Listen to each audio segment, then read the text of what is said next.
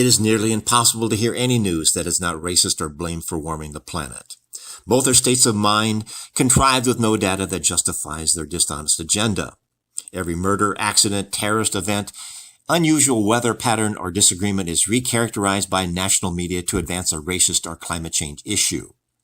Slavery has existed since the dawn of civilization, with weather around long before that. Historically, slavery was perpetrated by those of the same race as the oppressor. It had nothing to do with race. Sadly, it was used as a way of using their defeated enemy as a spoil of war. To say it is systemic makes as much sense as saying anyone who likes black licorice and not red licorice is opposing the makers of red dye used to color it. The issue only exists as a tool to extract reparation from 85% of the population, giving it to the remaining 15% based only on their skin color. True affirmative action would demand only 50% of all NFL players be black and half women. Commercials and TV shows would have only 9% of their actors be gay. Practically all have a sense of some race or gender overtones now. All job interviews would be done without talking to the individuals based entirely on a resume that has no words, only pictures. To say that humanity is causing the climate change makes as much sense as saying the rooster's crowing makes the sun rise. The fundamental fact is all energy on the planet comes only from the sun, with greenhouse gases, which protects us from the electromagnetic and ultraviolet radiation, consisting 70% of water vapor and dust, 10% of carbon dioxide, and 4% of methane. Only about 1% of all greenhouse gases in our atmosphere is actually caused by human activity. The lack of business activity and air caused by the pandemic has lowered the man-made CO2 levels to not seen since the 1970s. Yet, these past years have seen unprecedented changes in climate extremes. The world is cleaner now than over the past 75 years, yet CO2 in our atmosphere continues to rise. Man is not the smoking gun.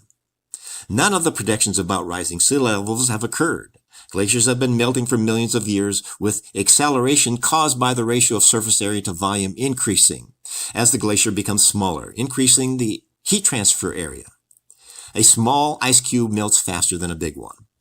No data has ever shown 1% of the greenhouse gases from man-made CO2 has any effect on the global temperatures.